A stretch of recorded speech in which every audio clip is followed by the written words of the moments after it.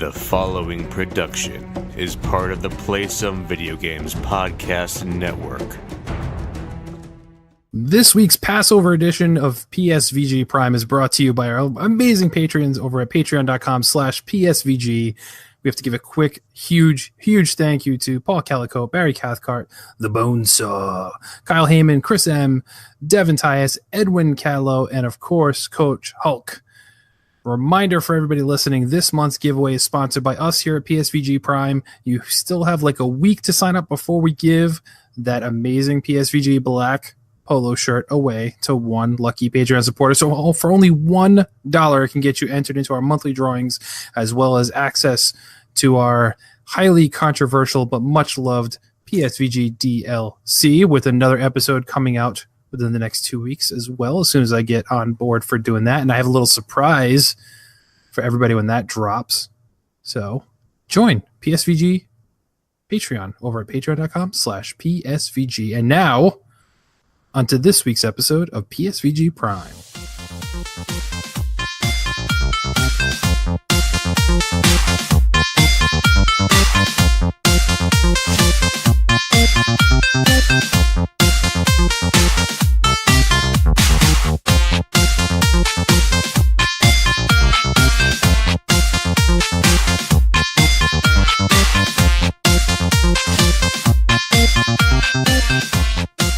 Hello, everyone, and welcome to this week's edition of PSVG Prime. In a world of bad, just god-awful jelly beans, we are the Jelly Belly of gaming podcasts and the flagship show of the PSVG Podcast Network. It is I, your host, Kevin, back from a week off. So naturally, I had to give Lucas a week off then to repay him for his generosity. But the guy who didn't get a week off, back again, I think for third episode in a row now, the Bonesaw, Josh Bravoni. How we doing, buddy? I'm the bean boozled jelly bean spinner of this podcast network. You never know what you're going to get. Sometimes it's vomit. Sometimes it's lime.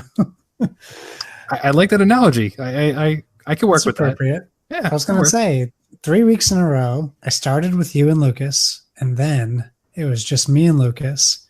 And now I got rid of Lucas, although I'm representing Lucas with his Flux to Bow shirt. And the next week is just Josh. Who knows what's going to happen just next? Him. Yeah. Next week is just God. He's like, so if you couldn't tell, that voice also slumming it with us this week is the boss man himself, Mr. Donnie Reese. Greetings, Koopalings. What's going on, brother Kev? It's going. It's been a week. Glad to be back behind the microphone. Felt weird to not be behind a microphone for over a week. So glad to be back. I have a coworker that was put onto the show, and he asked me, he was like, hey, I subscribe to that podcast that I was told you do, but I never hear you guys. And he's like, I never hear you. That's what he told me. I was like, well, did you subscribe to the master feed? He goes, yeah. What are you doing? You're never on the show. He's like, so he is asking me. He was like, so are you like a guest? Yes. Uh-huh. Yes. Like, occasionally we let Donnie talk. Just sometimes. I run the Nintendo show, and he was like, oh, Nintendo. Oh, I don't listen to that. He's like, I skip over that one. You're like, I run the Nintendo show. I'm on the Google show. I'm on the Xbox show, and you haven't heard me yet? It was weird. I got to admit, it was a little weird. I didn't really know how to respond, but I was like, I'm on the Nintendo. He's like, oh, I'm not doing that. I was like, well, we rotate. So just keep listening. Sounds like a smart man to me. Well, just kidding. Kevin used to love Nintendo. I do still love Nintendo. Or Nintendo. Oh, do you? I do. I think still you love loving Yoshi. Still loving Yoshi. 3 franchises in Nintendo. Very limited love. No, I just don't like. Well, see, I can't even say I don't like Zelda anymore. So Kara was talking in the chat today. You do kind of feel like, I will admit that there are times you kind of feel like you don't like Zelda anymore. Well, that's my problem. That's again. So Kara was in the chat over at Discord, psvg.blog/Discord, and she was complaining about Brian and how he's kind of just doing things his own way. He's going just bothering her. Yeah, and she's like wants to kill him. She wants him to hurry up and finish so that she can go back and play her games. And I said, the worst thing you can do is rush through Breath of the Wild, because I honestly think that's why I've tried to go back to this game now 3 times, Donnie, since Return to Hyrule, and it cannot hold my attention anymore. Like, I don't know what it is, but I will still play every Zelda game that comes out. I still love Zelda. I've gone back and played the original Zelda since starting Breath of the Wild. And I'm, I'll get up for a Link to the Past. Not Link to the Past. The Wild's very unique in the series. Maybe when you get back to Norm, maybe Link's Awakening grabs you a little bit more. But it's like even it's kind of like I don't call them the popular series, but it does, like, even like with the Mario games, you know, like with Mario and Zelda, you just kind of, you're not there. But with Animal Crossing and Earthbound, like some of the niche stuff, I like totally Odyssey. I liked Odyssey more than you did, I think. So that's true. Yeah, you do. So, it just depends on the game, I guess. I don't know. But you're right. You're right. I get it. I like the off kilter ones. I like Yoshi, I like Animal Crossing. Can't wait for Metroid to come back. So things like that. I guess you're right. Right. But yeah, so let's continue the gaming talk and talk a little bit about what we've been playing. I'll go first because a lot of mine's repetitive. Like I said, I'm still enjoying Yoshi. I'm going to wait, probably talk more about that next week. Still playing Borderlands 2. I'm not going to talk about that anymore. I've said way too much about it, but still kind of just chipping away at it. I will say, surprisingly, I came downstairs midweek this week. My daughters were on school vacation, spring break, and found them playing Fallout 4. Oh, no. Now, they never play... Affected them with your bad gaming tastes. Well, I don't get it because they play, you know, Fortnite. They've played PUBG. They play stuff like that. Say they do Fortnite, Fallout 4 now.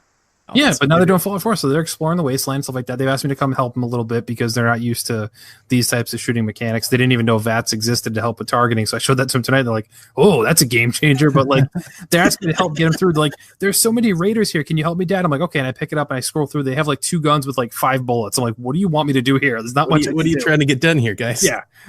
Can you kill these 10 guys for me? No, I can't. But yeah, so it's fun kind of watching them do it. It gets me wanted to go back and play more Fallout, regardless of what version that is. But the surprise one here that I picked up this week and playing it cooperatively with my middle daughter is Telltales Guardians of the Galaxy. Oh, nice. So I hadn't played it at all before, and I did buy an Xbox Donnie before, so you have access to it too. I don't think you played it, right? Oh, you did? I played maybe, I don't even know, 30, 40 minutes. Okay. And I was like, this isn't doing it for me. Yeah, it's a very slow start. I saw this on your list. I was like, wow, because I was not having it. Yeah, it is a slow start. I will say that, but I'm halfway through, or probably almost at the end of episode 2 now. Number 1, no technical glitches or freezing at all so far. Knock on wood, which that's impressive for a Telltale game. Yeah. I do like. So there's not much action going on, but when you think about it, Telltale game doesn't really have a lot of action per se. Anyway, it's more just like stories and quick time events. Sure. But I do like how even if you're a Guardians of the Galaxy fan, it kind of tells you some stuff you may not know. Like, so if you watch the movies and you love them, you really don't fully get like Rocket's origin story. Like, you know, scientists did stuff to him and that's why, you know, he's got the scars and stuff on him. But this game gives you some backstory to that. And there's like different things depending on the path you choose. I was going to ask, does it ever get back to feeling like the movie? So as of right now, I haven't yet. I did run into Yondu, and that was nice because they clearly had the character very heavily inspired by Michael Rooker. Like he's even got still the voice and everything like that. So they kept it, trying to bring it in a little bit. I'm okay with the characters being different and the voices and all that. I meant like the fun, you know, 80s nostalgia, retro vibe of the movies. Like that's kind of why I like Guardians of the Galaxy, like the music, like the play, everything is like joking. It's like whimsy, you know, it's kind of like randomly funny. The music is there, so they do interweave songs throughout quite a few times actually in the 2 episodes I played so far. So the music is there, which is nice, and a lot of the humor is still built into the dialogue between, you know, interactions between, you know, Star-Lord and Rocket, and you know, Groot actually saying stuff like Groot gets drunk, which is awesome. Just to see Groot act that way, and you know, Drax is still the very dry, you know, blunt, straightforward responses. So like the interactions between the Guardians is fun. They put a heavy weight on so far about them being a family, even though they really shouldn't be. Like their personalities shouldn't have them being together, but they are. So you can tell that that's really what the angle they're going for in the story. So I'm waiting to see kind of how it works, because no matter what, it seems like every decision you make pisses off one of your friends, like every single time. So it's like, all right, well, who do I want to piss off this time? And I've kind of been going back and forth, like letting my middle daughter make all the choices as long as she's paying attention. So she's been picking everything. It's like one thing she does got Rocket really mad at her. So then she tried to make things better with Rocket, and she did. And now Gamora's really mad at him. So it's like, no matter what, it seems like you're irritating somebody. So yeah, I'll report back on as I get through. But so far, I'm enjoying it. It is a little light on the action after like the first 15 minutes. But I think it's going to come back in a big way later in the story, as Telltale typically does. You do get that like episode 1's good, episode 3 good, and then like the finale's good. So I think right now where I am is a little bit of a lull. But yeah, I like it. So even pick it up on a sale, grab it. I think it's worth it. Cool. Maybe I'd probably not. It felt so. I got through like the little opening scene, and I tried to play a little bit. I don't even think I finished the first episode, And I felt and it's been a minute. It's been a few months. I think Coach told me to play it. I was asking in our Discord a few months ago, and to me it felt heavy and like dry. And maybe it was that, like, having to, make the other people in the team angry. I was like, this is not Guardians of the Galaxy. Like, they're all supposed to, they're all best friends and they're fun. I don't want to do this. I don't know. It just threw me off a little. Sure. I think it's fair. I think Nathan played it too, and I think he kind of the same thing. I think he felt a little down on it at parts, so maybe it's a little bit of that. But I did see you were playing, besides all the Twitter pictures, which we'll get to you, Donnie, in your second option here on the list. But that first one, I noticed you haven't been saying anything about it, but I've noticed on Discord your status has you playing this game, and I'm a little surprised. So I've been playing Shadow of War. I picked it up last week. It was on sale, the Best Buy member sale or whatever sale. They had a sale. It was $7.50. Oh wow! Whoa. And with GCU, I got it. I don't know, $5.85, $6. That makes a lot more sense. Super cheap, and that's why I bought it. I'm waiting for Rage and playing Yoshi, playing Labo VR, but really nothing on the horizon until Rage with Inbox Boy. Mm-hmm. So I wanted to try it. If you don't remember, Shadow of War is the follow-up to Shadow of Mordor, is the Lord of the Rings action game, and it was plagued by its initial rollout of loot boxes. Oh yeah. And that was the only buzz that this game got. Now, I was in the store because I was there to pick up Labo when I bought it. And I looked at a little video online because I saw it was so cheap. So I pulled up my phone, a quick YouTube video, and just the first one I picked was, should you give this game another chance, or something like that on YouTube? And it had, 600,000 views or something. It's the one that popped up first. And they talked about all the changes that they've done, all the DLC that they've dropped. Apparently they redid the end game. They've taken out the loot boxes. Like, they've completely drastically overhauled this game since it launched. And it's an old game. It's like 2 years old. Yeah, you're right. Jeez. Yeah. So yeah, I like Lord of the Rings. I've never read the books. I was actually telling my wife, because we started watching the movies this week, and I was like, I should probably read the books because I really do like it. I like the origins and the backstory, and I'm always like constantly looking things up on my phone and questions and things that I have when I'm watching the movies. So I started to play it, getting out the story. I started to play it, and I got to tell you the reason why I haven't been talking about it. I talked to one person about it, and that was Kyle, because for whatever reason, in my mind, I thought Kyle played this game. I have like a distinct memory of him talking about it on a podcast. I thought, like, in my mind, I'm like, oh yeah, Kyle loved this game. And he was telling us about how the loot boxes weren't bad. I think I've got him confused with somebody else that I think you do. I don't remember that. I thought it was Kyle. So I reached out to him and I was like, hey, low key, seriously, I love this game. And he was like, that's awesome, because I bought it and I never played it. And I was like, damn it. I do love this game. It's not the best game in the world. It's a little disjointed. So if you want to start with like the things that are a little weird about it, it's a little disjointed. You kind of have these areas that you go to, and once you get there, then you can free roam the city. It's very Batman, Arkham Batman-y. Very much that. You start in Minas Ithil, which is my Lord of the Rings is correct. I believe that is what, like, anybody that's watched the movies, it's known as like Minas Morgul. So essentially all the orcs take over the city and they turn it into a dark city. It's right next to Mordor. So if you remember the Return of the King, it's like the other Minas, whatever. This is the one next to it. Anyway, doesn't matter. You just fight waves and waves and waves of orcs, and the combat is really good. It has that parry combat system that everybody was talking about with the Star Wars game. It's funny. I was thinking this actually last week, listening to Board of Video Games. Josh was explaining this, and it's funny how apparently parry combat now means Dark Souls, which I feel like has a super negative connotation when you say that to most people. Yeah. And it's like, dude, there are a lot of games that have parry combat. Yeah. Batman, Assassin's Creed, Shadow of Mordor, Zelda the Wind Waker. Like, there are a lot of action games that have parry combat. It's not just Dark Souls and Bloodborne. No, you're right. You're right, yeah. So if the Star Wars game plays like this game or plays like Batman, I'll be right at home because I love this stuff. And so anyway, you fight waves and waves of orcs as you find your way to a points on the map, right? To either do like little story missions or to collect, little trinkets or something like that. Do you guys know who Shelob is? The giant spider? Yes. In the movie. Have you seen the movie? This giant spider? Mm-hmm. Kevin's shaking his head no. You've never Harry seen Potter? the movie? There's a giant Lord of spider the in Harry Rings. Potter. Sure, it's like that one. Okay. Aragog? So Shelob plays a major role in this game, except that they do like a special take on her.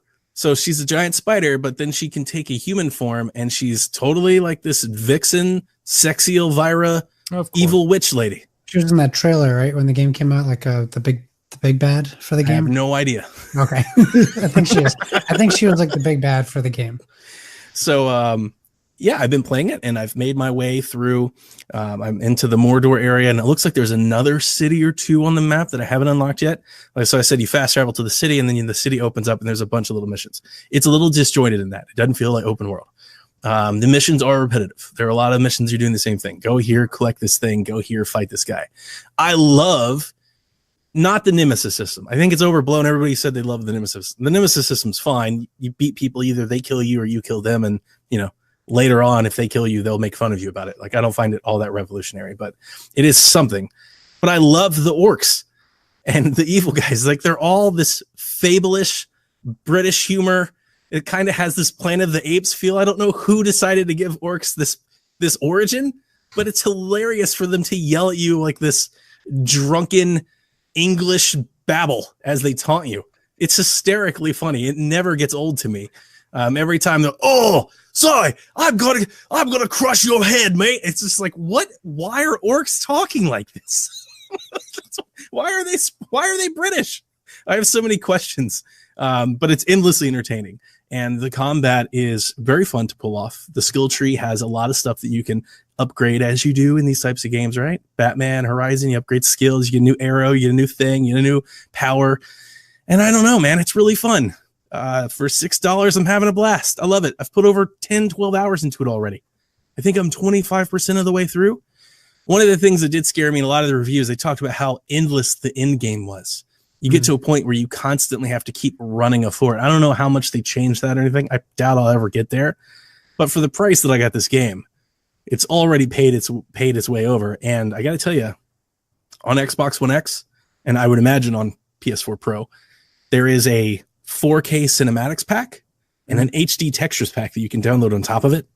I think it brings the entire game up to like 85, 90 gigabytes. Big game. It's gorgeous. It's beautiful. It's got all the nice god rays, and like sitting there in the city in Minas Ithil, like while Catapult launches boulders through the city and like things are breaking and walls are falling and orcs are flooding through the city. That's like the Lord of the Rings game I've always wanted. It's not like I'm in the mines of Mordor and everything's underground and dark and dusty and, it's all dark and heavy. Like being out in this open city with all the trees and everything and watching it, like just, trying to save it before it falls and watching everybody storm the keep and everything. It's really cool. It's got this old feel to it, like, Skyrim feel to it. And I'm really digging it. It's been a lot of fun. Nice. I was going to ask you, so it is still $7.99 at Best Buy. Wow. If people are interested, I was going to ask you if it was worth the price. It sounds like it is, but since you said Kyle says that he owns it and hasn't played it, I think that means that I own it and also haven't played it. I don't know if he has it. I don't know if he has it physical or not. Yeah, I'll have to check. You'd have to check. He said he bought the big definitive edition, game of the year thing last year, and he never got to it. I think, like a lot of people, like me, I don't think me or Kyle are alone that we got put off by the negative story. Yeah. We're like, and if you remember when this game launched, it launched that fall where there was a bajillion things to play. There was a lot of things out then too, yeah. So it was hard pressed to find an audience when it was getting all this negative buzz. You're like, man, I got 10 games I want to play, and this one's getting all of the negative press. This is going to go to the bottom of that list. Yeah. And if you like those Batman games, it's very Arkham. I mean, it's very Arkham. You just hop off from roof to roof. You fall down. You find a big bad. They've got different kinds of, they've got orcs, and then they've got trolls and all the different stuff. You take keeps and you fight your way through the warlord and the war chief. They got these epic boss battles. I mean, it's fun. It's fun. It's a fun game. I really, really dig it. That's a big compliment. I'm going to keep playing it, at least until Rage comes out. Maybe after. I'm going to keep playing. I went as far as I put the DLC on my wish list. Nice. I'm not going to pay $40 for it. But if it ever goes on sale and I can pick it up, I might pick it up just to mess with it too. That makes So, sense. yeah.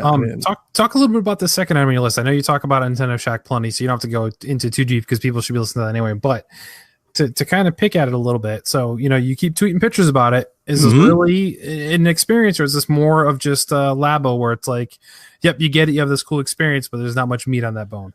Well, there's not a lot of meat on the bone. It's a mini game.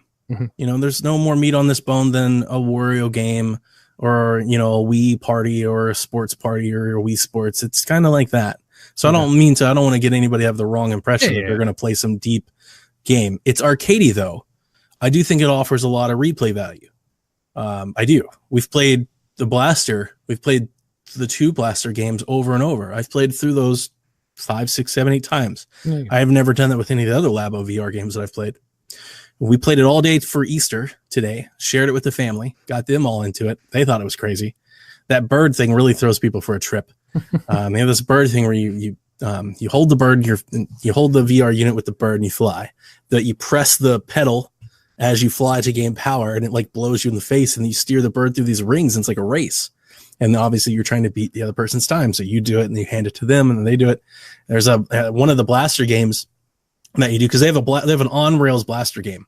That's what I was talking about on Shack, where you just go and shoot all the aliens. It's going to make you want a Splatoon game or a Captain Toad game or something like that. Playing the Resident Evil on rails games would have been awesome. Yeah. Like Umbrella Chronicles would have been great. I would love to do that. So that's a lot of fun. But they have this other game where it's a versus game. I was going to call it. It's not a co-op. It's versus, where there is a pool of hippos, and if you pull down the blaster has a targeting thing on the left side where you can like zoom in. If you zoom in, you can see the type of fruit that the hippos like, and then you have like a vacuum. You can suck up the fruit and shoot it at the hippos. And then if you shoot it in the hippo's mouth, the hippo comes over to your side. But if there are other hippos in front of that hippo, he'll bring them with you. So it's a virtual game of hungry hippos is really what it is. And the idea is to get more hippos to your side than the other side. But the fun part is that you can shoot your opponent's hippos while they're in their zone. So you can either shoot out into the pool, or you can just take directly from your opponent, and you go back and forth. And I think each of you get like 4 volleys. So you get the thing, you look in there, you shoot, then you hand the gun to them, they shoot, and they hand it back to you, and you shoot, and whoever wins. It was an absolute blast. The Blaster is for real. Like the feeling of shooting with VR, I mean, it works. It's VR. It's not the most impressive VR thing ever. Like I said on Shack, it's not PSVR, but there are moments where it is PSVR. It feels like PSVR. And I think actually that has a lot to do with the Labo. I think it's like the feeling of doing something. You're no longer like playing with a controller. You are doing it. You're not pressing a button that you can't see because you're in a headset. Like you're doing it. You pull back and you pull the trigger and it goes. It's like Wii Sports. That's what I said. That's when I tweeted. It's almost ingenious that they've kind of recreated this Wii Sports like thing. That's what it feels like. And there are a lot of mini games. Every Toy-Con has at least 2 or 3. Some of them have 9. And then the VR solo unit itself has like 20. There's a bunch. Now they're not all that great. Some of the sports ones are downright terrible. They have like this golf one, but for some odd reason you have like a tennis racket and you press the button, the ball comes up and you hit it and it just goes somewhere. It's just dumb. But then there's the other one, the Hockey Blast, ping pong racquetball game, which I showed my father-in-law today, and we probably played 5 games of just that game because it's competitive, it's sporty, and it's fun. Like it's 3D Pong. And I don't know if that doesn't sound good, but it's truly much better than you think it is. And I keep coming back to it. For $40, you're not going to find a better Labo experience or better VR experience. It is the best Labo experience on the market. It is. It's not close. We've never played, like you, I've never played that vehicle game since we played it that weekend.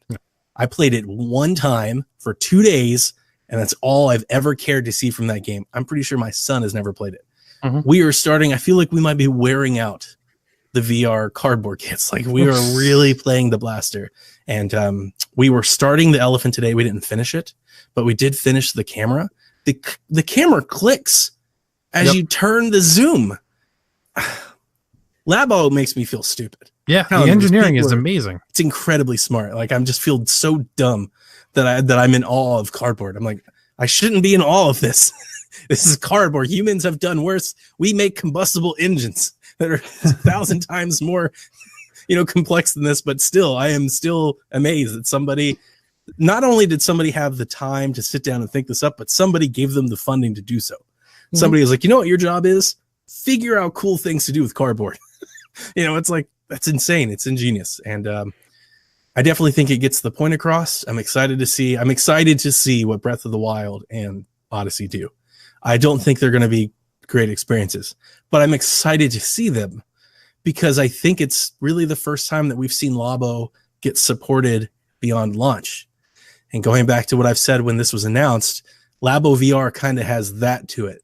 Mm-hmm. If it takes off, which by all accounts, unless Nintendo just woefully undercut the demand, if it takes off and sells, there is something here that they could maybe lean into with future releases. Maybe you can do something in Animal Crossing with VR. That would be really cool.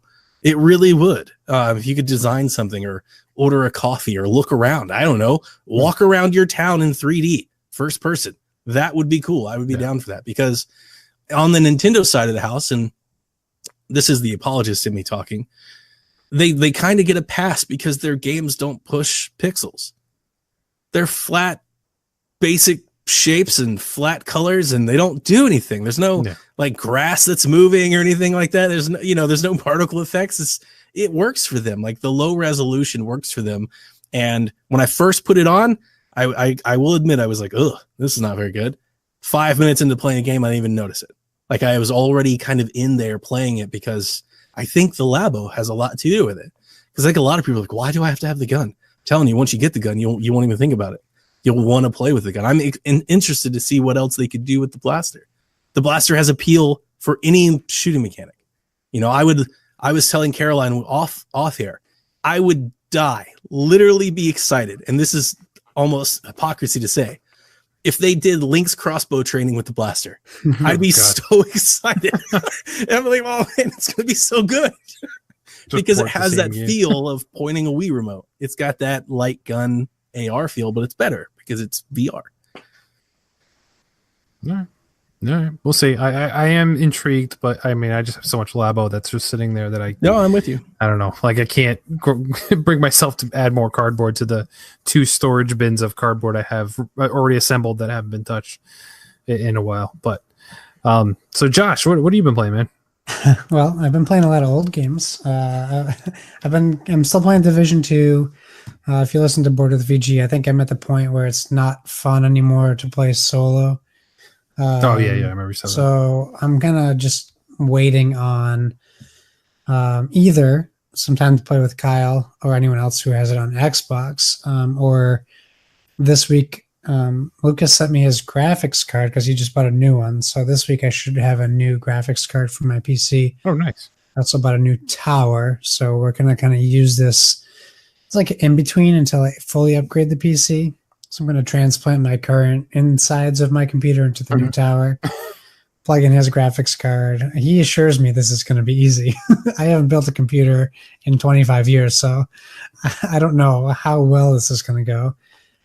It will not be compatible with your dot matrix printer. Yeah, I'm sure it will not work.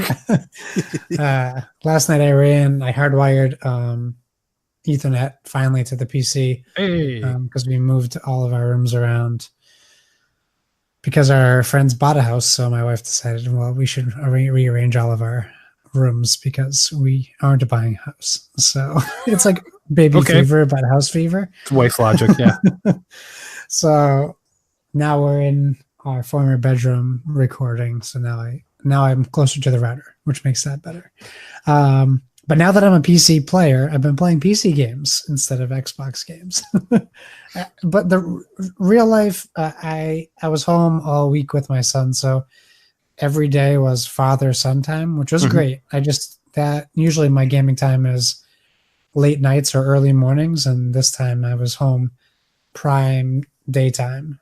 So not much gaming. However, I'm playing Forza Street on Windows 10. That was an interesting thing that happened. It is a mobile game that I'm playing on my PC.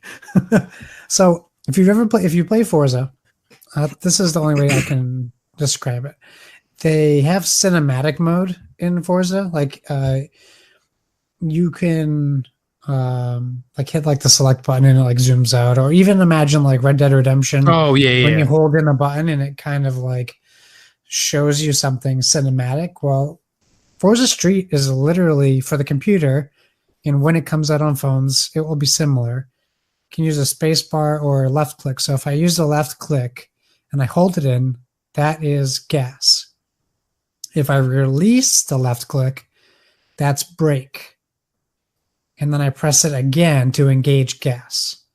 Right trigger is nitro. And that's it. So when you're driving in the game, you have to time your bar, like there's a red, green, and yellow level, and you need to match your acceleration from brake to the yellow. So not unlike Mario Kart at the start of a Mario Kart race. right. You want to hit that perfect, then you start going. Boom. It immediately launches into a cinematic race. You're watching your car go. You're watching, it's drag racing, at least so far. And then you'll see either a curve or a straightaway where there's a little bit of yellow arrows, and then there's a little bit of a mark that you want to release your gas at, and that turns into a drift. And then you drift around the red arrow, and then you see the yellow mark pop back up, and that means hit your gas. Very simple. However, it's beautiful to look at. It's not groundbreaking as far as gameplay goes. In fact, it's one of the most simple games you'll ever play, period. It's A and B button from the NES, except those games are incredibly hard. So it's fun to look at. So if you're ever a fan of that part of Forza, how like impressive it looks. I don't know how it's going to look on mobile, but on my computer, and I don't have a powerhouse computer, it looks incredible. So if it scales up with like 4K or any of these other high rigs, it could look even better. Is it free to play, or is it? It's free. It's free in the Microsoft Store if you have a PC. So I played that. I've been playing the Messenger because I ran out of hard drive space, so I'm starting to go through all my games that I've gotten over Twitch games? Yeah. from like Humble Bundles or Twitch Prime or whatever. That game is awesome. It's so good and it's hilarious. You can talk to the shopkeeper, and every time you see him, you can be like, "Tell me a story." And he just tells you like an Aesop fable, and you're like, "Why are you telling me this?" And he goes, "Well, you asked me to tell you a story." So I do it every time. He tells me this crazy weird story. It's awesome. And then I started Hyper Light Drifter today. Because that was another free one, and I've only heard great things about these games. Mm-hmm. I'm skipping other games that I have played because they were terrible and they have been and I'm starting a new game. Well, not a new game. I'm starting a game new to you tonight that I haven't played since it came out, and I won't say how long ago it was. I'm going to talk about it on Board with Video Games. I don't want to spoil it, but I recently have been inspired to, like many people have been inspired to revisit games. I am also waiting for Rage 2 to come out. Even though Mortal Kombat comes out Tuesday, I'll be getting that on Friday. Fun note, if you buy it at Target physically, you get a $10 Target gift card if anyone's interested in Mortal Kombat 11. But yeah, I'll talk about that on Board with Video Games. Give you a little bit, probably no incentive to listen, but if you do listen, you'll if you want to hear Josh talk about an old game he's not going to tell you about tonight, tune in to Board with Video Games. Man, I've been I think I can say this. I've been testing Gears of War Pop on mobile. And there's not much to say about it. It's fine. It's not like the hype train they built it up to be at E3. Like, wait a minute, they built Gears Pop to be a hype train? I thought it was just an incredibly impressive troll. I expected it from that trailer or even that tease. All it was them bumping. I expected it to be an actual Xbox game, not a mobile game. Which we have this whole conversation about expectations nowadays. So Yeah. you know what? It is what it is. It's not a bad game. It's just I'm gonna wait on that Gears of War Tactics game. That's all. That's Yeah, that's fair. That's fair. All right, fellas. I think we've talked more than enough about what we've been up to playing, so it's time to check out the news of the week. I'm Commander Shepard, and this is my favorite news outlet on the Citadel.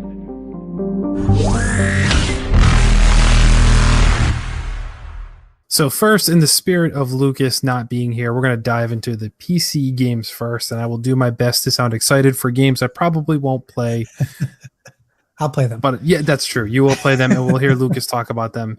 So Josh, being a fighting game fan, and I know you're a fan of this game before, Street Fighter V will be free to play for 2 weeks on the Steam store starting this Tuesday.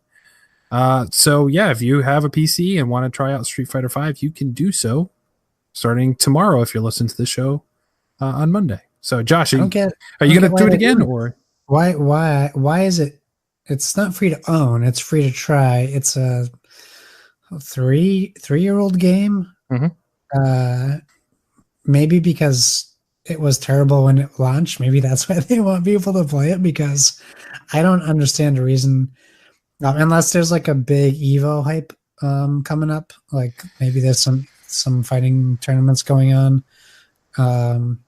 Because yes, they are constantly changing it and making it better.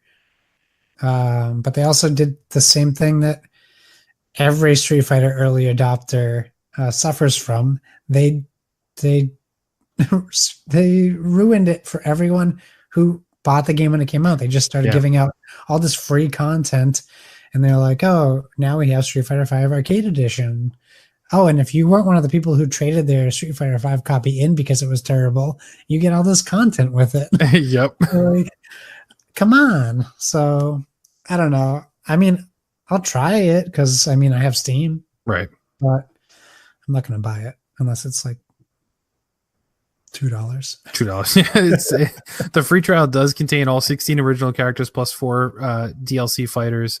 The 4 DLCs will only be available ranked, casual, battle, launch, training, and challenge modes. But yeah, it's a long time for a long trial. Actually, 13 days is how long it's gonna be running for. So scoop it up if you're interested. But yeah, you're right. It is very odd that just randomly like, hey, this is gonna be free. You guys should download this and play. Yeah. But in more of a spirit of something Donnie might be interested in, but probably not as well, there's a monster catching RPG for PC that basically is a direct ripoff of Pokemon. It's coming over. It's called Disc Creatures on PC. Won't remind you of anything in particular, but if you look at the screenshots, this looks like the original Pokemon Red. Pokemon. Yes, exactly. Like it's the same sprite artwork. There's 200 creatures you can catch in the game. More than 20 hours of gameplay, 200 monsters, skill trees, and a heartwarming chiptune soundtrack. So what more could you ask for? Pokemon. Well, I mean, Pokemon. But people didn't know what Pokemon were when they came out. So. The game Pokemon isn't revolutionary or enthralling. It's the IP of Pokemon that makes the game Pokemon Go. I don't know why you'd want to play it with. Didn't we do this with like Digimon and other games? We had the game on PlayStation. I remember you put the CDs in, you could catch new Pokemon. Monster Rancher. It's like, come on. Yeah, I mean, it can be often imitated and often replicated, but it's not Pokemon. Yeah, no, I agree. But they officially deem it as a tribute to classic monster catching RPGs from the golden years of handheld games. So supposedly it's a love letter, if you will. And hey, if you play just on PC, you can't play Pokemon. Oh, you can. Maybe you totally can. No, there's no way of PC and playing Pokemon. There just isn't. I don't know what you're talking about, Donnie. So easy to play Game Boy. No, I've tried. You can't put the Game Boy cartridge in the computer. There's no slot for that. You gotta get the adapter, Kevin. That's why. Oh, I've been doing it wrong. Yeah. But yeah, I mean, kudos for them. It looks like you said, just like Pokemon Red. So it clearly is nailing what it's going for. 200 unique monsters. So that's kind of cool. But looks like they're at least doing it right if they're trying to rip it off. So. Yes, they are. Going authentic. All right, so let's jump into some Nintendo news real quick. not much to say here, but brace yourself, guys. I want you both to sit, because you typically don't sit while you're podcasting. Breaking news. grab onto your desk to brace yourselves. But EA has no plans to release Star Wars Jedi: The Fallen Order on Switch. Just so you know. Shocking. Well, you know what? In an age where Mortal Kombat 11 is coming out on Switch in 2 days, shame on them. Well, yeah, no, you're right. That is true. I just find it funny because when Switch first launched, we kept making that joke, and I think the whole internet where like anytime a game was announced, it was like not on Switch. Not on Switch. So it's just funny that this pops up as a story, because I just expect it not to be on Switch. I never thought for 1 second to be on Switch. Would you want it to be? I mean, look, I'm all for having as many games everywhere. To get a game like that it's the same thing I've said about Wolfenstein. Like Wolfenstein on Switch. I'm sorry. I feel bad every time I say it, because somewhere Jason Lacey curses the sky at me, but Wolfenstein on Switch is not good. It's not good. It's not a good version of the game. It is a game. You can play it. Not a good version of the game. It's not really all that comparable to the actual version of the game. I don't want that. I'd rather not have the game in that regard. Then just don't do it. It's going to be like that. Just don't do it. I'm with you. I've said that so many times. I've said it so many times. I agree with you 100%.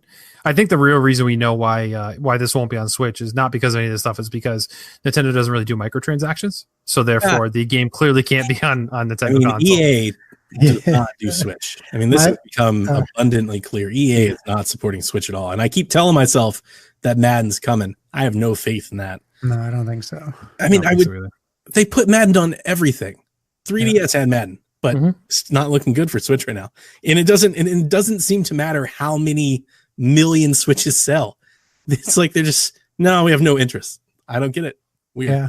My favorite part of the article is they say, for anyone still seeking a Star Wars fix on the Switch, Star Wars Pinball comes out September 13th. If you're not playing Borderlands 3, what a great day to get a Star Wars game. Which, hey, you can't play Borderlands 3 on Switch either, right? So Randy Pitchford did say, I love Nintendo Switch. So maybe you get like Battle Royale Borderlands for the Switch. No, but Donnie had a good point. That's the one that should be on Switch. Borderlands, I think art style lends itself much better to be on Switch. That's the one shooter a lot of shooter fans have been clamoring for. They're not saying bring Call of Duty and Battlefield. They're saying bring Borderlands. It's true. Borderlands to Switch. It's true. I mean, you think about it, and I mean, I know they're not the exact same thing, but like Fortnite runs fine on Switch. And graphically, they're not the same, but they're similar. Comparable. Yeah, so I think it would run perfectly fine. So the same. Who knows? Maybe we'll get it. And why not? I don't mean to beat a dead horse, but why not the remaster? Yeah. I really that doesn't make any sense. That makes no sense. Should be on Switch. This game, it's like you don't have to bring the third one, but you know how many Switch fans or Nintendo, like this has been proven. There are people that just buy Nintendo stuff. There's a lot of people. Shout out There's to a lot of people.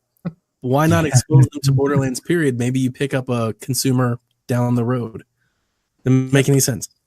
It's true. That's true. So we'll go from EA, who shows no love to Switch, to Ubisoft, who shows lots of love to Switch. And in fact, they show so much love, they're bringing back 13. This is dope. 13 what? The game 13. Which was the game 13. Yes, the game 13. The cult classic on GameCube, PS2, Xbox, and PC.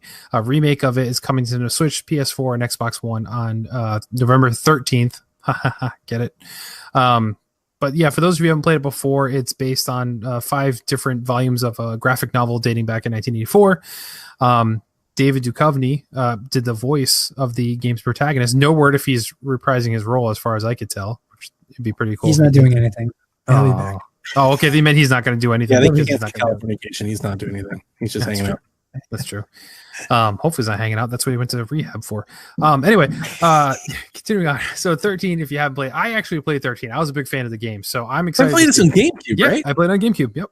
Oh yes. Yeah. So I'm excited for this, and once again, it's something that Ubisoft is doing. And I mean, yes, it's not only coming to Switch, but they always make sure to try and include Switch in their games whenever possible. I guess you could say they were like, wait. They're not going to put Borderlands on Switch? Oh, where's that game we've got? Guys, get recoding. We have a cel-shaded shooter. We have dev kits. Let's go.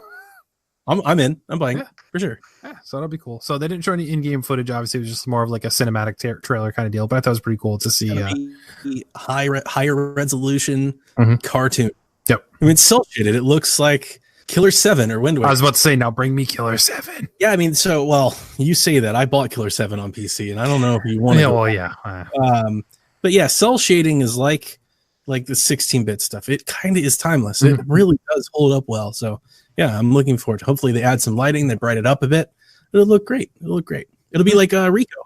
Rico is kind of like 13. It'll be like Rico, which I still kind of play with. But it would be nice to have a solo campaign game like that. That would be worth the money. I think so. So I'll go over some PS4 news before handing over to Donnie to talk a little bit about what he brought to the table today. But Insomniac developer reveals a Spider-Man PS4 Easter egg nobody noticed, or at least didn't talk about. So obviously Spider-Man PS4 has tons and tons of Easter eggs, both in the comic world and outside in pop culture, such as Seinfeld references and the marriage proposal that she said no to that was in there. There's all these wacky things, but there's one that was so subtle nobody actually noticed. So throughout the game as you play, you see different Orthodox Jewish pedestrians in the game. So they have like the rabbis, they have the yarmulke and stuff like that, and they'll talk throughout the game.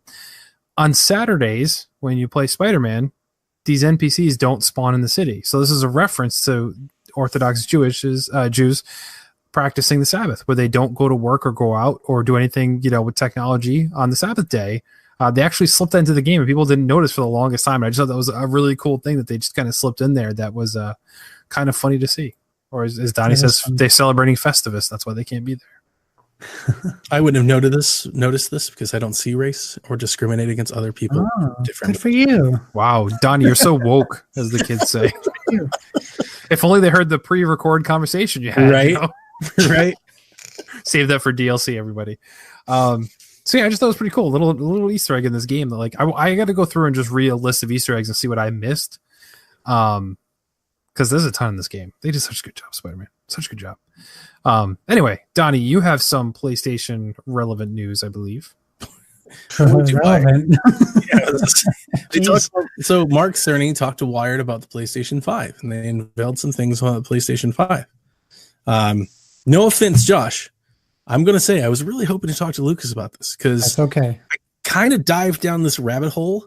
I started looking up things on like NVIDIA's website and stuff I don't really understand. So I was really hoping to get a PC person to maybe fill in the gaps and correct me while I'm wrong. So I'm sure we'll get PSVG corrections, fix PSVG, comments afterwards. Let me channel Lucas before you start. Okay, he's here. All right, go ahead. He's here. He's with us now. So first, I thought it was really cool what they did, right? They're not doing E3. We know next gen cometh. We don't know when. Well, I speculate that it's spring. I don't know.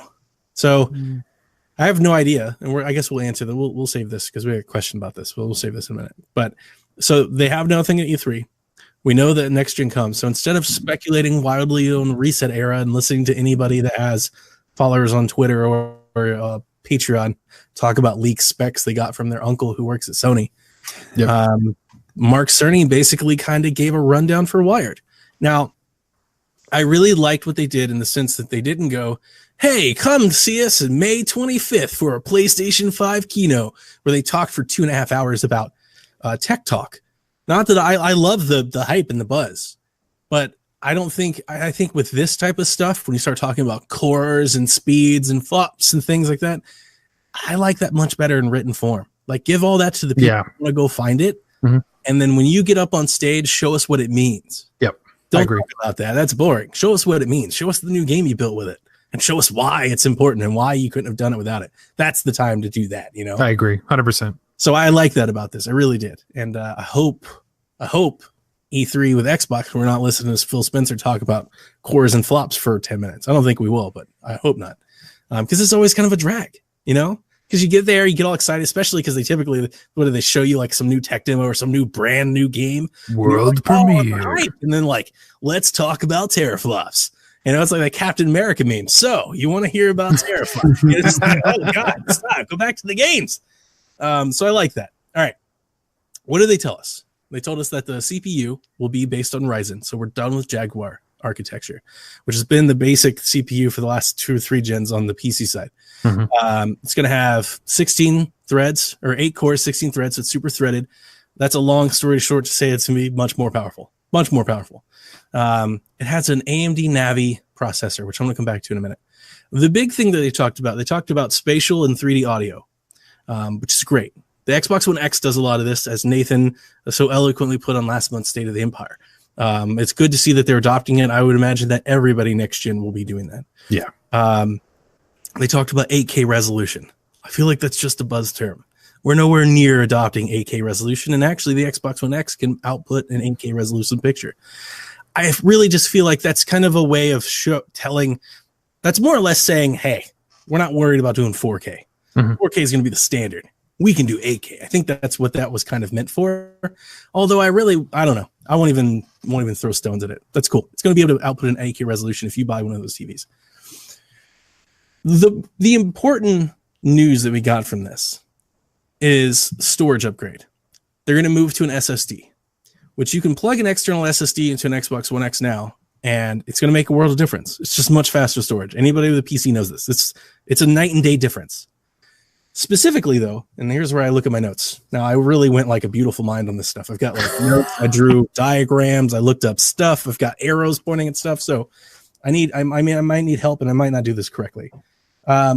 But specifically, they're going to NVMe SSD, which apparently is a huge, major leap forward in SSD technology.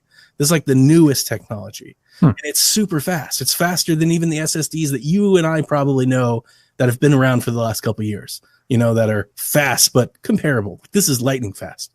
And to demonstrate it, they talked about how right now in Spider-Man, it loads in 15 seconds. And now on this new architecture, it loads in less than a second. That's huge. That's insane. What that could do for open world games in terms of speed of travel, in terms of fast travel, in terms of load times. I mean, it could be game breaking, or it could be massive. We could see worlds we've never even dreamed of in terms of size and scope and traversal. That's really crazy. I had a couple different paths that I want to go on this topic, but I really wanted to kind of start and say it's also expensive. Those hard drives right now are $350. Now they did say the PlayStation 5 is not coming in 2019. So does that mean it launches in spring of 2020 or fall of 2020? Right. It's obvious that Microsoft and PlayStation, they take losses on next gen hardware, right? Everybody does. They're going to take losses on early hardware, and they're going to make up their money on services and games and license fees and all that. So I'm not saying that they can't make money, or that, that it's going to be super expensive. But what I really want to ask you guys is, do you think the gaming market is ready for a $500 or more console box? You kind of hit right on what I was worried about from the get-go. Well, first of all, I thought this was a rumor until I realized Mark Cerny actually worked for Sony. I didn't know who he was. But I'm an all-console guy. Regardless that I lean towards Microsoft, like, if you've listened to our podcast, like, my favorite games are on the PlayStation. So I'm going to own one. My worry is, they're touting 8K, which you talked about. They're touting this stellar audio system, which is going to be very expensive. They're touting this incredibly state-of-the-art solid-state drive, and they said they've been working on it for 4 years. So we have to, I don't know that we'll ever have an answer to what were they incorporating 4 years ago as to what they are doing today, but everything they're talking about sounds so expensive, and we're not even talking about peripherals yet. Right. How much is this controller going to cost? Yeah. And I'm very worried about the costs, because even though these companies don't make money off of hardware, they haven't been, and we're still paying $400 or $500 for the X and the Pro when they first came out. So what are we looking at for a console here? Because I can tell you what, when I was a kid and the Panasonic 3DO came out, and you could go to the store and ask your parents to buy you a $700 CD console or this $120 Nintendo console, the CDI and the 3DO and all these consoles, they went bye-bye. And I'm not trying to get political, but there's a large part of our economy that isn't strong, and that same part of our economy is gamers. Yeah, Mhm. that's the I market. don't know what's going to happen with this. Everything about this console is promising, and who knows what we're going to hear from Microsoft. But what we haven't heard from Sony yet is cloud anything. So I'm wondering what if and what that will be, because that will certainly reduce costs in some aspect on the consoles that are using. Right. And That's true.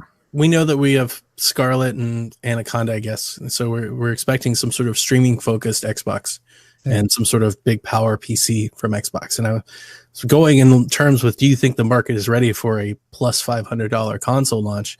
Do you think maybe they're going to try and embed streaming in the gamer conscience by pricing non-streaming out of the market? It looks like we could be seeing hey, here's that amazing 8K amazing console you want. It's really expensive. If you can't afford it today, we've got this other option for you. It plays the exact same games. Like it's villainously smart. It's a better option for consumers. It is. And Microsoft didn't set a good example with the pricing of the SAD. Like, No, they really didn't. It should have been $50 to $75 cheaper, and I think Donnie just shared you could get a 2 terabyte Xbox One S with a disc drive and 2 games for cheaper than the freaking. I'm sorry, I want to keep going, but Kev, what do you? But the initial sounds of it doesn't sound like you're going to get this $299, $350 price point. No, and it's crazy. I kind of echo a little bit what Josh said, and I don't think Xbox is going to offer anything better. I think these two are both going to do the same thing, which whatever they end up doing, I think they're going to do similar things. This reminds me and scares me of when PS3 launched and Sony's like, no, it's good. We're the king of the hill. Let's charge $500 for the PS3. And then like 3 months later, it was down to a reasonable price. I don't know. I think the streaming thing makes more sense. Make a budget friendly stream one and then a super expensive hardware one for those who want that type deal.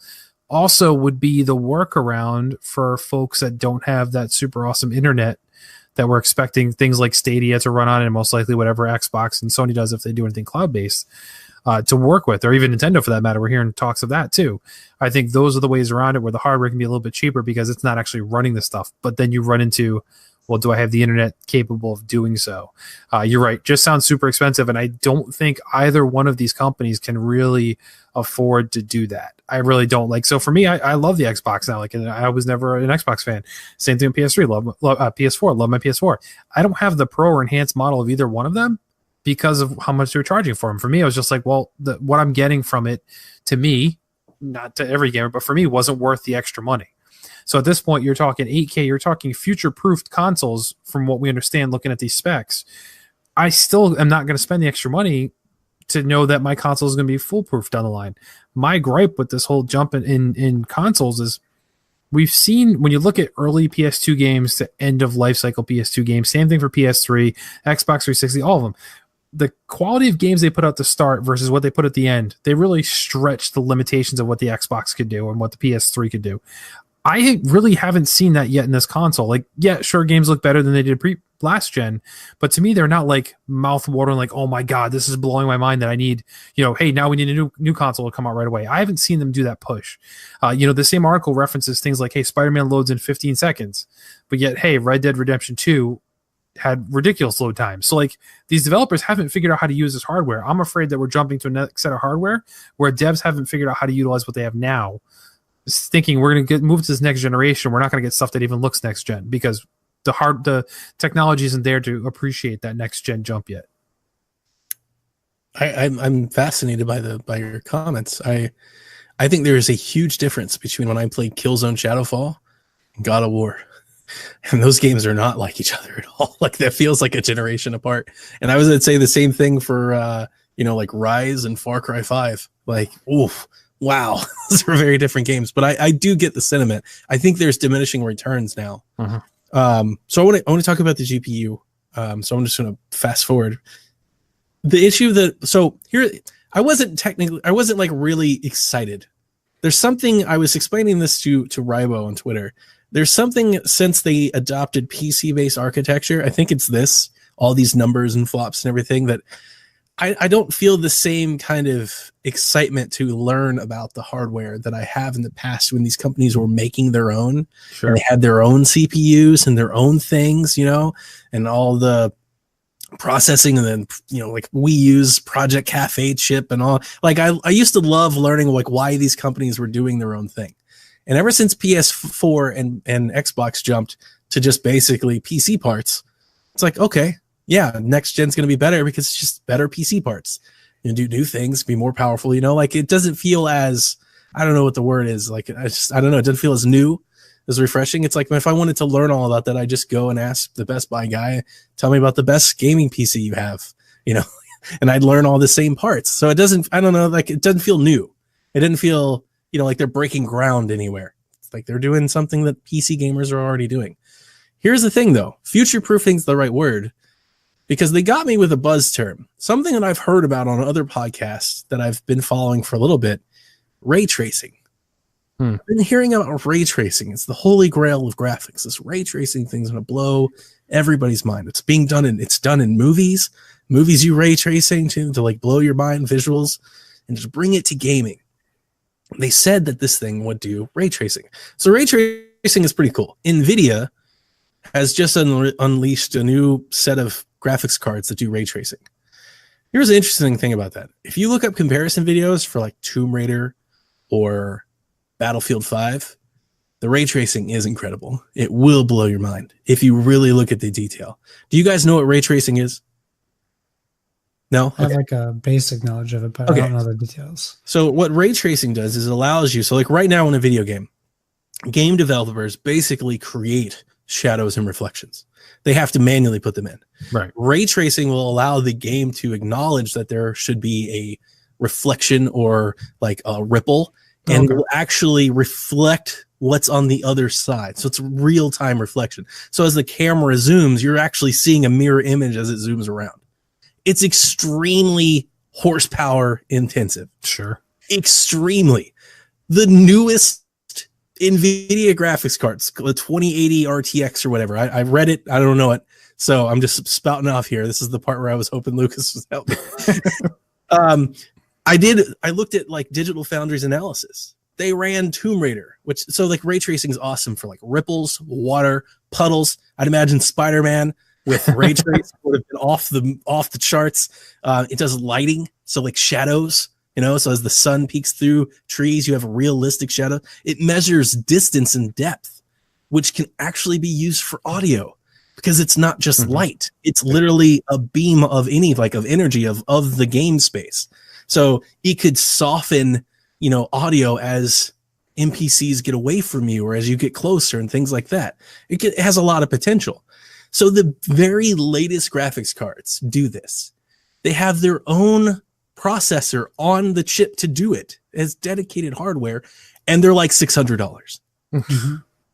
So you're talking the state-of-the-art SSD, state-of-the-art graphics card. Now, the graphics card that they're using isn't those. Right. And here's the sad part. Even with that graphics card and the latest i9, performance takes a dive with ray tracing. On Tomb Raider, ultra settings with the thing, like frames into the sub-20s on a current gen game. So it could be optimized. There's a lot of things here. I'm painting the picture that ray tracing is not all the way here right now. And it's probably going to change a lot in the next 2 years. And the card that these consoles are going to use, because it's going to use for both Xbox and PlayStation, is a custom AMD Navi card, which claims to have onboard ray tracing. So it's not going to have its own dedicated hardware for ray tracing, which basically is probably going to be using something similar to what Crytek showed at the Game Developers Conference, where they're doing it via software. It's not as good. That's not to say it's bad. It totally looks cool. I think it looks good. I looked at it. It looks good. It doesn't look the same.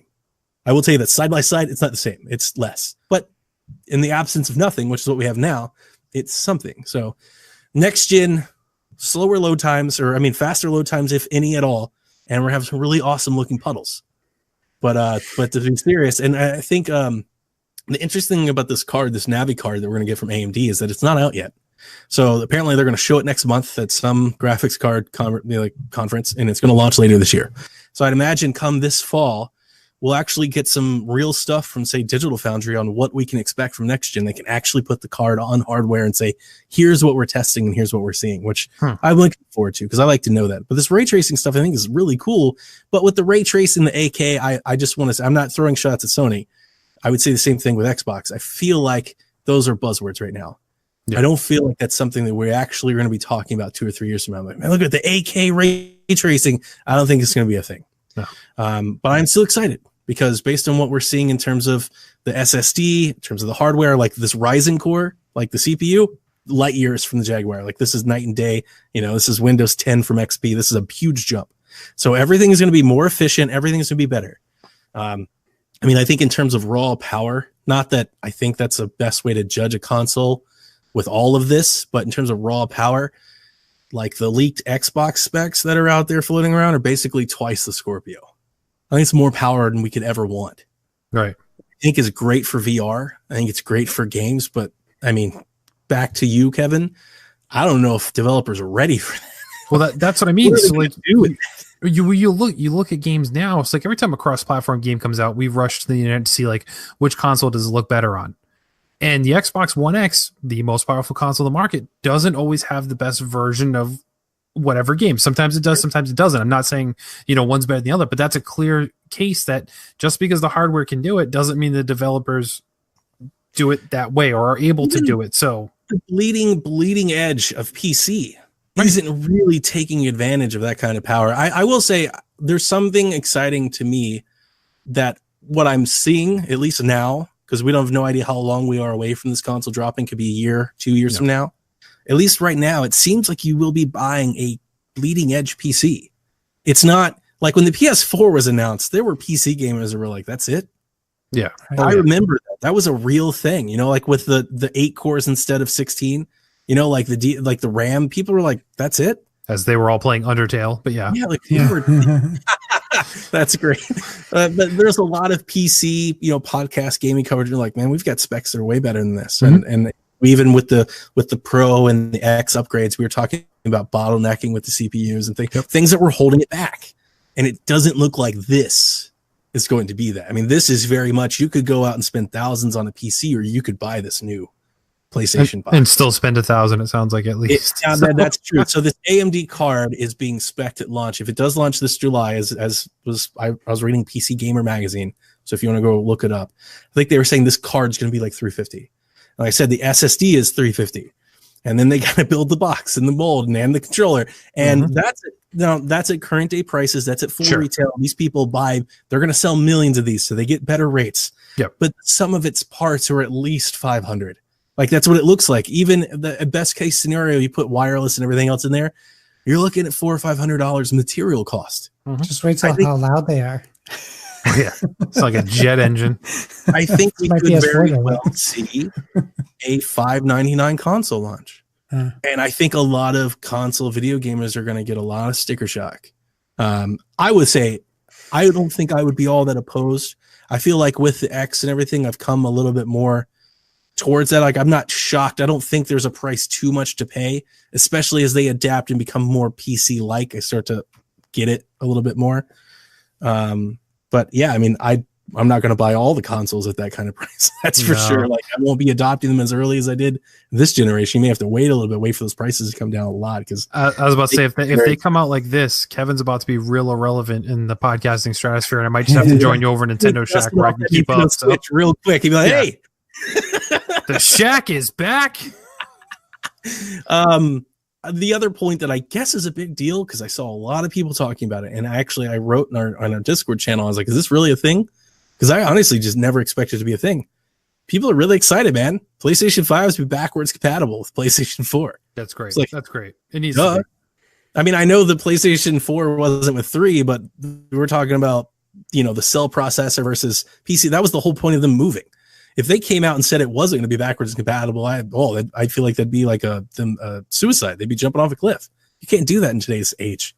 You lose customers so fast if you make them say goodbye to their library. So I wasn't expecting that. But it'd be interesting to see, like, what does that mean for their store? Because unlike, the Xbox store, it basically boots up the 360 store. It's like all emulated at the system level. does that just mean we're carrying the PS4 store forward and they just start adding PS5 to it? It'd be smarter of them to do that. Would it? Yeah, so they don't have to reimagine redo anything. Everything. Like, Yeah, but it's going to make a very convoluted store more convoluted. Not if it's all streamed in the cloud. it's not it like is. Microsoft's keeping That's the Microsoft. Got that 8K ray tracing in my store. It's all good. Also, your PSVR headsets are forward compatible. That's big news. I think that's going to make a lot of people that jumped on PSVR this past year happy. Like, you don't have to buy another one in 2 years. Your headset will still work. And also makes people feel possibly a little bit better on that PlayStation air quotes direct they did, where it was all PSVR stuff, where it's like, hey, you can get into VR now and just ride that wave into next gen. Hey, they're definitely supporting VR way more than Vita. So I give them the props for that. That's true. Major props for that. So anyway, I'm sorry for all the tech talk. I wanted to try to bring something. I got a lot more notes. I don't want to go too far into it. I don't want to dive too far, but it's good. I'm like you. I'm excited. Yeah, I'm excited. But I too, in the same regards like you, I like seeing this stuff versus necessarily reading the specs, because once again, we've seen with games so many times, it's like the specs don't necessarily mean anything, but once we see it in action, and as PlayStation said, what really matters, the games. And when I see those types of things and what they have actually planned, my hype level will probably rise up a little bit, because right now I'm just scared of that price tag, because I'll just be I'll be an all Nintendo guy if it's going to be that case. I'm not going to lie to you. I know it's going to be expensive. I think it's going to be worth it. I mean, just from a pure power level, like this is like twice everything, twice the memory, twice the bandwidth, twice the write speed. Honestly, it's like 5 times the write speed. Right. No, it totally a is. lot faster memory. But as these games get bigger, to maximize all that, you're going to have the same storage problems we have now. They're probably going to be worse. Yeah. How many local games are you going to be able to carry on a 1 terabyte drive? Yeah, right. That was one of the things I was going to ask Lucas. Like, are we going to get into a point where we have like a hard drive that we can write from and an SSD? So like the game you're playing right now, you can put on the SSD, but then all the other games you just put on an older hardware, because you can't put a 4 terabyte SSD in NVMe in here. It'd be like $600. Yeah. It's too much money. Like even 2 years from now, it'll be that much. Like those things are like $1,000 right now. You can't have, you could maybe get a terabyte SSD. Maybe. I don't think they could go 2. And definitely not 3 and 4. So what are they going to do? They're going to do like a 1 terabyte SSD and a 4 terabyte SATA? Because how far is a terabyte of disk space going to go in 2021? Right. What is that going to be? What? Yeah, there's no way. 8 games? We've got games that exceedingly go 80, 90, 100, 125 gigs now. Like, what is that going to look like in next gen? And like, we're really starting to get to the point where, I mean, I know I already am, but at the point where I'll start asking other people, like, is it really worth it to pay to run the game locally? You're going to pay for all the power, pay for all the storage, pay to download all the, like, dude, just stream it, man. Just give them $5 and stream the game. Yep. Yeah. Because I was looking at just 2 to 4 terabyte SSD drives, ranging anywhere from like $250 on the low end stuff to like $600-700 for a 4 terabyte. Like, that's nuts. It's coming. Yeah. So we'll hit here. Devs did send in a question, which should hit real quick though. With the recent PS5 news, what's your hope, dreams for the perfect E3 slate of news this year? I don't think Dev got the memo. PlayStation's not going to be at E3. But I think maybe he means in their own their own directs and their own PlayStation experience and those types of things. Honestly, for me, I'm okay with not hearing about this console until closer to launch. So I think for the rest of this year, they need to focus on just the audience that they have now, keeping them engaged, getting those games out that we know are coming release. Ideally, I'd love to see Last of Us, Ghost of Tsushima, and maybe even Death Stranding. I know it's a far reach there to all be out before or by spring 2020. And it can carry over into the PS5. Yeah, it's a dual launch game. Yeah. See, I hate that though, because it shouldn't be that long. We've waited honestly, we've waited way too long for Last of Us 2. It's Kojima. Kojima I get. But Last of Us 2, we've already waited way too long for this game. I agree with you. Devin does not. I agree with you. I think The Last of Us 2 is this fall. I still do. I think it is this fall. I think it needs to be this fall. If it's not this fall, then it's the spring, but I think we know when it's coming out by the end of this year. Put it that way. Because I agree with you. The game is taking a long time, and I don't want to rush them or anything like that. I want the game to be amazing. I think it will be, but Naughty Dog is Naughty Dog, and they pump out games faster than every 5 or 6 years. They do. Yep. Like their track record is 2 to 3 years they've gamed to market. That's what they do. So, and I'm sorry that they crunch and all that. Like, I'm not here to sit on that soapbox, but that's what they do. Callow. So, I'm expecting. Plus, they don't have anything like that we know of. There's nothing. No. You know, it's a couple remasters and VR games, but we really don't know what's coming after Days Gone. So, you know, Devin was saying like Ghost. I don't think Ghost is anywhere. Like we've been seeing Last of Us 2 for years. Yes. We just saw Ghosts for like Once. 1 minute. One day. Like I've seen 3 or 4 different cutscenes from The Last of Us 2 already. Like I've seen the game. And just like they had a whole playable demo. Like I'm ready to play the game. I think a lot of people are. So I expect that game to come out. I would expect Microsoft, you know, we've got Gears 6, or is it Gears 5 subtitle, or just Gears subtitle? I don't even know. They ever give it a title, Josh? The new Gears, just Gears 5. Just Gears 5. Yeah. So yeah, Gears is going to come. That should be this fall. They'll have a Forza, you know, brand I don't care about. The motorsport thing will drop, and then maybe they'll have other things. They're going to talk about this console E3. That's confirmed. They already said that. Yep. Now, whether they talk about the Scarlet version or the big version, we don't know. What we do know, at least if you believe all the leakers and inside sources, that they have 2 versions of their next gen console. They have a streaming box, which is basically on par with the X, which I'm very interested if the X can double as that. Because if you look at the specs, it's got the new CPU, but it's like the same output in terms of power. Basically the same, very similar. And then they have a beefed up version. And Josh, just to make you quiver a little bit, if rumors are to believe, like the X or the next gen Super X or whatever they're calling it is probably going to cost more than the PlayStation 5. Yeah. So if PlayStation 5 hits at $499, like you might expect Microsoft to hit at $599, which would be that's so much money. It's insane. Well, yeah. Yep. Anyway, in terms of the games, I don't know. Like it really feels like folks are holding off. And it feels like, especially on the Sony side, it definitely feels like they're readying for next year. Yeah. Makes me think, you know, after this little thing, a lot of people said they could announce PS5 in the fall and launch it in the spring. And based off the Switch success, I think that makes a lot of sense. I don't know if they're ready to do that or not. But if they are, that makes a lot of sense. And the same thing with PlayStation getting out and giving this news now, and Microsoft set to have this big unveiling at the summer, you'd have to think that Microsoft wants to get to next gen sooner. Like they're the ones that want to get on to the next console. Yeah. You know, it would honestly make a lot of sense for them to launch next spring. I mean, it almost makes more sense. Like they should probably be first to market. Especially if they're, you know, putting together a big superpower PC box. But I don't know, man. I'm looking forward to Gears, and I don't want to get all into E3 prediction stuff, but I've already kind of said some things. I'm expecting like EA, you know, some stuff like that. And we'll get Ubisoft games, and we're waiting on Skull and Bones and stuff like that. I'm expecting, you know, everything to hit. I think on the Nintendo side, to bring a little Nintendo coverage to the pod, this is going to be like a year of dreams for Nintendo fans. We've been talking about this all year. Their year is absolutely stacked. Now it's stacked with stuff that, you know, if it doesn't do anything for Josh, I don't think it's going to win Josh over.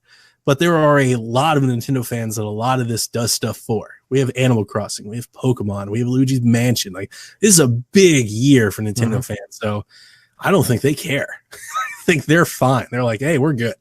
Just keep bringing this stuff. We have a Link's Away with a brand new Zelda game coming. Like, dude, the Switch looks great. There's a really good short-term roadmap. I don't know about everything else. Like, you know, who knows? Josh? Hi. No, I think Donnie kind of nailed that. We're kind of in like a gaming wasteland right now. Not a lot of games are coming out this year, and I wouldn't be surprised if we see both Sony and Microsoft come out with our console will be out in March. Like, is March the new fall?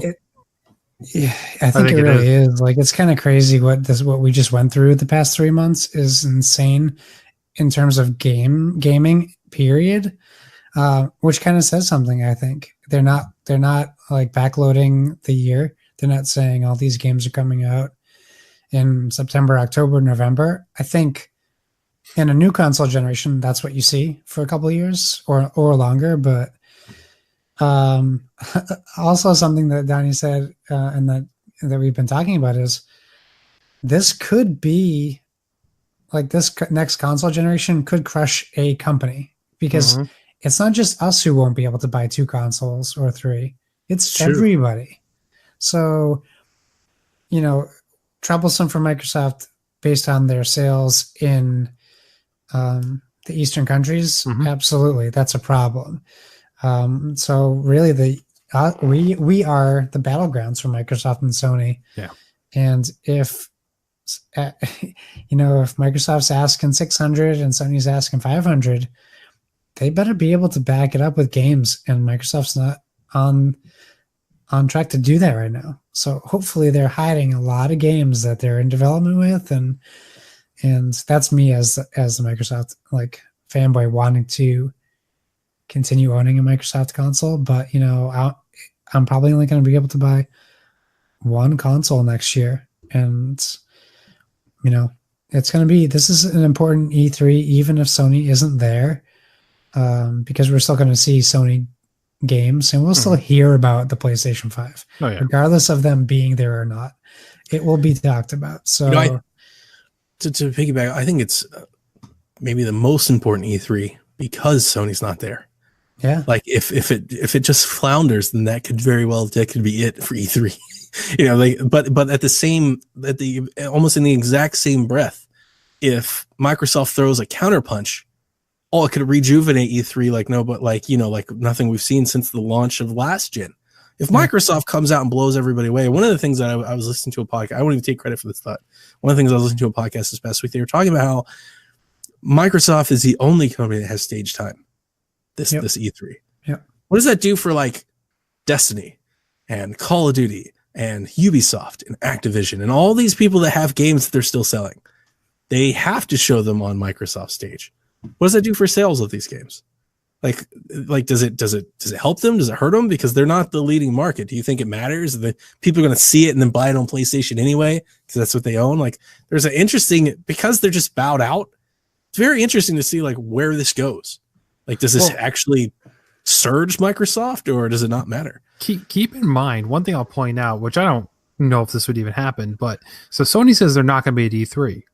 Who's to say that they don't drop a PlayStation Direct? They said that, yeah. But they said that they're not going to do that. They said they're not going to do a digital showcase? They said they're not going to do anything near E3, is what they said. I believe they said that. They're not going to do anything at E3 or near E3. They're not doing anything around E3 at all. Oh, okay. I picture them dropping a Direct 2 days before E3. So did I. And if that happened, I wouldn't have been nearly as upset as them bowing out. What if they mean geographically near E3? if I for lack of not having it, I believe they were very clear at stating that they're not doing anything E3, not even doing anything the week of E3. They're out. So let's kind of wrap this up because we're going long here. But I just want to say, so if we're talking next gen, and Josh brought up a great point that they better bring these games then. So I can say right now, Microsoft, Gears is coming out. We know it's going to be on this gen. It's not going to be on next gen. It could be a cross game afterwards, whatever, but it'll be out for a while before this console drops. So last year, it's going to be out this gen. Right. Halo Infinite is coming at some point. That was not dedicated to be on this gen, but I don't think they're a year within release. No. So what do they have to launch with? Whereas Sony can just take over these games that they haven't released yet and say, hey, we're launching with The Last of Us 2, we're launching with Ghost of Tsushima, and we're launching with maybe Death Stranding. Horizon 2. Have Horizon 2, these different games. Right. And not Gran Turismo. Well, we're still waiting on Gran Turismo for PS4. Right. It's been moved to PlayStation 5. Yeah, it might have. So yeah, you're right. It's if it comes down to a point where people can only buy one console, and if they see, this is where I think they'd be stupid to launch at the same time, even though they both want to be first to the market. I think one should step out of the way of the other. Let people get excited. Let's say Sony drops first. All right, everyone rushes out, buys a PS5. All right, great. Microsoft dips down for a little bit, but then once that hype cycle goes away, and let's say Microsoft decides to drop theirs in the fall and nothing else is coming out, well, then they have the entire story. They have the media. They have all the attention right there going on. That might be worth doing. That's why Nintendo launched when they did with the Switch, because there was nothing else to talk about, and it worked. So if they both release side by side, it's stupid for both of them. They're both better off not releasing side by side, I think. That's why I feel like Microsoft is, I don't know why I feel this way. I think it's maybe just pure speculation, or I don't know, fandom. I think it's just kind of their marketplace, where they sit right now. Mm-hmm. I feel like they're ahead of the curve. They already announced their console a year ago. They've been working on it. They know what they want to be. It really feels like they have a clear picture. Because they have their streaming box that's cheap and affordable, I expect them to have their super box be super. It's not going to be like kind of super, good for the money. Like, it's going to be super. Like, they want that we're the most powerful box to play on, whether it matters or not. I absolutely 100% believe Phil Spencer doesn't want to let that marketing term go. Right. I wouldn't be surprised if they say, hey, here's our next box and it's out in March. And then here's all the cool things you can play this fall. And then Sony sometime in the fall or the winter goes, here's our next box and it's out next fall. And then you're wondering, where do you jump early or do you just wait? Yeah. But you were 100% right. I've been saying this in the Discord. It'll be my last thought on it. When it comes to the games, there's a clear advantage. And I don't know what Xbox can do. They can launch with Halo Infinite and a Gear or something, and they can bring out a Fable, and they can show off Obsidian and Compulsion and all these great developers that they've bought up, and they can show what they want, and they can't do anything at all to counter The Last of Us and Spider-Man and Horizon and Gran Turismo and Death Strand. They can't. There's nothing there. Like, I think in the big market leader, I'm very excited for Gears and Fable and all this. Like, I really am. Horizon 5. Like, I'm very excited for Horizon 5, but there's a huge difference between that and what the industry thinks of when they think of Spider-Man and God of War and Horizon and, the much different level of game. So I think that's the thing with PlayStation. It's like, do you want to play awesome games or do you want Game Pass? That seems to be the battle. Like, hardware aside, what do you want? You want God of War, we make the best games, or do you want just pay us for Game Pass and we'll give you some awesome games you can play? Quality versus quantity, maybe a little bit. Kinda. I don't want to. I'm not downplaying what Microsoft does, but yeah, kinda. It's more like Netflix, or do you want to go to the movie theaters? Or do you want to stay at home? Yeah, I think that's probably closer. Do you want to go to the cinema, or do you rather just stay home? Yeah, okay. All right, let's end on a positive note here. Not that this part of the note is positive, but as we all know, last week the Notre Dame Cathedral had a devastating fire that basically laid waste to virtually the entire thing. Note? What's it on a positive note? Let me get to the positive part. So, Ubisoft announced they were contributing £500,000, which is almost $600,000, to the restoration effort. Now, tons of other people since then have also donated. It's gotten like about $1 billion, mostly from very rich, single folks, donating to this cause to have rebuilt. But Ubisoft also decided to make Assassin's Creed Unity, which features a recreation of Notre Dame, free to download on PC last week. As a result, the internet did something positive for once. This is very odd, guys, so brace yourselves. Steam users have plastered the game's review section with positive review bombing for once, containing messages of support for Notre Dame, mainly around Ubisoft donating, doing things to digitally preserve memories. And they're saying that, some people say that should be done for more different things, to have the digital preservation in case something should ever happen to landmarks in history, giving them credit there. So yeah, it's a reverse thing where some people are pointing out the fact, well, hey, Steam was all supposed to be about stopping review bombing. Whereas this is a positive one versus a negative one. It's still review bombing, but I think everyone will allow it to be given a pass for this case. Wouldn't it be really cool if they could accept donations for a game? Like, if they wanted to make it free, but you could pledge something towards a cause. It's called Humble Bundle. Right, but I meant through everything. Wouldn't that be really cool? Sure. If Ubisoft was like, we're going to make our games, for free or for a donation, and everything that you give us between this date and this date, we're pledging towards the thing. It would have been really cool to see what would have happened in that regard. That's true. Mm-hmm. That's true. So good on you, internet trolls. For once, you done did good. So keep it up. On that note, gentlemen, let's call it a night. We've gone on for a bit here. Josh, where can people find you, and what else you're up to on the internet shenanigan wise? Oh, you can find me over on the Board with Video Games podcast. This week we have a guest on who could basically change the way board games interact digitally for the rest of your known life. No big deal. The rest of my known life or your known life? Who knows? The way a board game interacts digitally for the rest of our lives. So let's just, I don't want to say too much, and I don't know too much. But what does that mean? Let's just say ray tracing. We're talking to James Lang. I was going to make a funny joke about. We're talking to James Lang, and he has a product called Vorpal Board that we will be talking to him about. And essentially, to describe it to you guys now, I could physically have a board in front of me, and the two of you could digitally interact with it. Ooh. And the three of us could play a board game right now, just over the system. Star Wars chess confirmed. Yeah, Star Wars chess. That's the first one on his list, I'm sure. That's awesome. So just check us out this week. This is all speculation as far as how exciting it's going to be, as I haven't talked to the man yet, but it should be an interesting episode regardless. So stay tuned for that. There you go. Donnie, where can people find you and your shenanigans digitally? You can find me everywhere now and play Nintendo. Thanks to PlayStation 4 for letting me change my name everywhere. Nintendo, Xbox, PlayStation, Twitter, Discord, playing Nintendo. No G. Ain't no G and play Nintendo.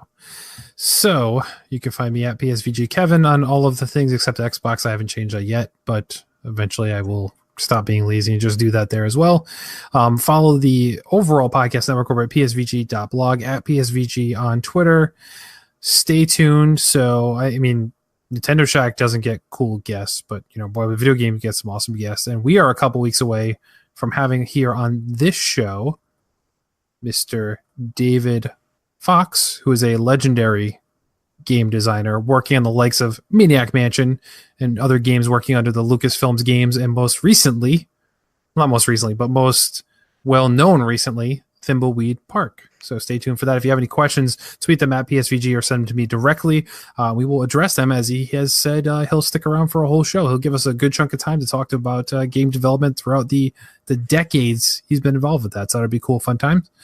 But most importantly, everybody, thank you so much for listening and following us in everything we do, and all your support means the world to us. Thank you for tuning in. Thank you for telling a friend. But most importantly, we ask, as always, that you'd never stop gaming. This has been a PSVG production. Any music, sound effects, or the like is owned by their respective copyright holders. No infringement is intended. The views expressed in this production are those of the individual contributor and may not necessarily reflect PSVG. This production may not be repurposed, reused, or redistributed without the express written consent of PSVG. PSVG is powered by patrons at patreon.com/PSVG. Become a patron to get special perks, including access to exclusive content.